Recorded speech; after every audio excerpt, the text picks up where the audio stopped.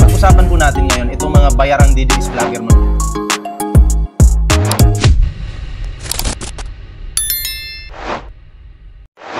Si Gutesa siguro alam ni Yuse kung nasan si Gutesa. Bakit naman sa akin ibibintang? Baka kayo...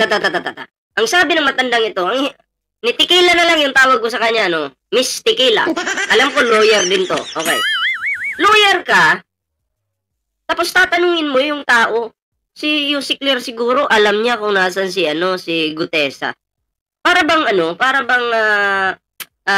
hindi siya lawyer kung magsalita. Hindi siya professional kung magsalita. 'Di ba? 'Di ba? Hindi po siya professional kung magsalita. Aakusahan mo yung tao, magtatanong ka, pagpalagay nating nagtatanong ka lang, pero wag kang bastos, nasa isang show kayo na dapat professional yung inyong palitan ng salita. Tama po ba yan na tatanungin mo, yung witness na yan, okay, tanim ni Marcoleta, alam naman natin na, di umano tanim ni Marcoleta. O alam naman natin na DDS yan si Marcoleta. O, ang nakakaalam si Marcoleta, sabi niya. O, tapos ngayon, ang tatanungin mo si Atty. Claire. Ang tanong ko lang sa'yo, Atty. Tequila. Sorry, anong words? Parang alak kasi yung pangalan mo eh. Bobo ka ba? Huwag kang magtanong ng ganyan. Diba? Out of the topic niyan eh. Diba? Hindi yun eh. Hindi ganyan dapat. Be professional. Maging professional ka. O, tinranslate ko yun Ayan sa hindi pa nakapag-like, share, subscribe dyan. O, libre po ha. O, mag-like na kayo. Kayo naman lahat. Kasi kakilala yan. Hindi, ikaw nasa gobyerno eh. Porket ba si Atty. Claire yung nasa gobyerno, alam niya lahat? Hindi po. 'Di ba? Lalo na kung witness nyo naman yan, 'di ba? Witness nyo yan, kayo nakakaalam kung nasan yan. Ganun lang naman. Si Atty. Claire, tagapagsalita lang naman yan ng Malacanang. Tagapagsalita. 'Di ba? Hindi po, limitado lang po ang kaalaman ng isang tagapagsalita. Limitado lang po. At syempre, limitado lang talaga. Hindi mo pwedeng sabihin kahit wala ka namang alam. Wala kang alam kung nasaan ang tao ito, sasabihin mo. Ano ka, magsisinungaling ka na lang. Hindi porket nasa gobyerno ka, alam mo lahat. Hindi ka naman Diyos. Diba? Yung strategy niyo na yan, pantanga talaga yan. Mga DDS talaga, mga kinulang ko sa sa dito. Diba? Oh. Teka lang, sino ba nag-present sa kanila? Yung mga kaalyado yung nag-present. Sino ba yung nag-present? Kaalyado ng mga Duterte. Tapos ngayon, itatanong mo kay Atty. Claire, kulang na lang siguro ibintang mo. Gawain naman ang mga grupo ninyo. Diba? Gawain nyo naman. Hindi sila nag-present yan. Baka kaalyado nyo nag-present yan. Hindi. Ayan ang propaganda. Biro mo ang assertion mo, ako kasama. Ba't mo hinahanap sa akin? Halatang-halata kasi na ikaw DDS ka naman talaga. Kahit pa noong mga nakaraang hearing last year, dinideny mo na hindi ka naman kasama sa mga Dutay Dugyot supporter, pero halatang-halata eh. 'Di ba? Hindi mo maluluko ang mga taong ginagamit yung utak. Ganun lang kasimple. Hindi mo sila maluluko, hindi mo sila mauuto. 'Di ba? Patuloy. Alam mo, pag ikaw ang estado, never mind. Well, let's hindi na makasagot, never mind na. Siya yung nagsimula, siya yung mag-never mind. Bakit? Medyo hindi ba makapalag kay Atty. Claire? Hindi, palagan mo. Huwag mag-never mind. Ikaw yung nag-open yan eh. Respect the show. You respect the show. Pero sa simula pa lang, hindi mo na nirespeto. Nag-open ka ng salitang pangbaliw. Diba? Salitang pambaliw po yan. Tapos ngayon, biglang bawi, I respect the show. Kung talagang nire-respeto mo yung show, dapat una-una pa lang, hindi mo na sinabi yun kasi nire-respeto mo pala eh. Diba? Sus Mariusip naman. Go to the gutter. Don't start kasi. You're putting something to me. But you are representing government. Akala ko ba nire-respeto mo? Bumabanat ka pa rin. Kahit pa nire-representa mo ang gobyerno, Hindi mo naman malalaman kung nasa ng witness na to. Oh, kaalyado nyo yung naglagay dyan eh. Diba? Kaalyado nyo. Oh, si Marcoleta, diba? O bakit mo tatanungin si Atty. Claire? Minsan nga, yung Malacanang, dapat ka Malacanang magtanong, nasa na sa Gutesa ngayon? Oh. Diba? Nasa na sa Gutesa ngayon?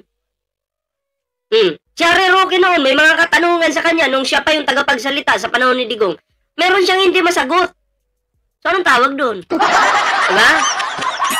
Ano daw? Mapaghanap sila ng mali kaysa magbigay ng tulong sa pag ganyan, lagi mahirapan talaga umasenso, umunsad ang gobyerno. Yes, lalo pa pag binoto niyo yan si Sara Duterte next year. Ano talaga yan, mahirapan yung ating bansa. Alam niyo bakit? Gaganti lang yun. Hindi naman magtatrabaho ng matino yan.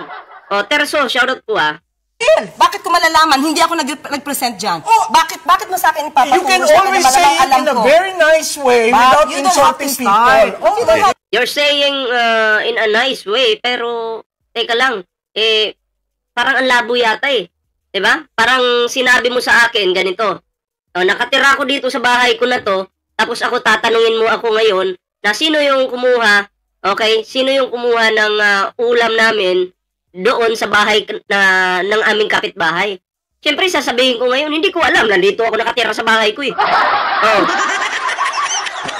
Bakit mo ako tatanungin kung nawawala yung ulam doon? Bakit mo ako tatanungin kung saan napunta yung ulam? Baka tinatago ko. Tama po ba yun? Ha? Naintindihan nyo? Oy, salamat Terso sa pag-subscribe Diba? Nakatira ako dito sa bahay ko na to. Tapos tatanungin mo ako, sino yung kumuha ng ulam doon sa kabilang bahay? Ano yan, katangahan? Pinapakita mo lang po dyan, Madam Attorney, na katangahan yung ginagawa mo, kabubuhan po. Excuse me. Excuse me. You don't have to start. Ganun po. Let's ask na lang each one. Do we have any information from either end? Any information? Ay, salamat po kay Irene Santiago sa kanyang pa-flood control project. Salamat po, salamat. Tuloy. From either end of where he is and No, I don't know. There was someone who told me that he is Mercy, may Mercy po ba dito? May Mercy po ba? Nadyakitan ko ba si Mercy? Hindi pa. Paki-confirm muna kung ano ba yan si Mercy. DDS ba yan o tao? Paki-confirm po. in the custody of government, agencies of government, including the family. including the family. Including the family. So, do I know for certain? No, it was relayed to me. Am I part of the scheme that some people would say I am part? I am not. I am just... Okay, shoutout muna kay Ibazil. Shoutout po Di naman ako lawyer, pero nakikita ko, buboy ang si Tikia. Tikia ba o Tikia? Tama ba yung pronunciation ko? Ang hirap eh. Kaya tinatawag ko na lang Tequila. Bibihin po ako. Bigyan natin ng jacket yung mga ano dyan. An ordinary citizen who loves this country and would like to comment on certain... Ano sabi niya? Ano sabi niya? Am I part of the scheme that some people would say I am part? I am not. I am just an ordinary citizen who loves this country and would like to comment on certain... You don't love this country because you protect the DDS o mga Duterte, di ba? Oo, base sa mga yung opinion na nilalabas sa media, social media, o halatang halata na nandun ka sa panig ng kadiliman. Di ba? Yan, ano ko lang yan. Opinion ko rin yan. Nirerespeto ko yung opinion mo. Ako, may sarili ding opinion. Di ba? Tinanong natin yan sa Marines At sinabi nila na wala sa kustodiya nila, walang nakakaalam. Siguro, ang dapat na natin tanong si Mike Defensor. So anyway, yun lang yung debate nila. Nasira po yung kanilang show dahil po dito sa babaeng nanguna itong babaeng ito, si attorney. Sira po dahil nagpaparinig yung parang inaasar niya si Atty. Claire ganun. Tama po ba 'yon? nasa isang show ka, parang mga asar ka lang. So, wala. Mababa kang level ng lawyer kung ganyan ka. Ayan, next topic po tayo. Pero syempre, bago po tayo magtuloy-tuloy sa ating topic, ayan, kung bago pa lang dito sa ating YouTube channel, huwag kalimutang mag-like, share, and subscribe para naman po maging updated kayo sa lahat ng mga uploads natin. And PBBM lang malakas. So, pinagdasal ko yan. Ayan. Okay, next topic po tayo.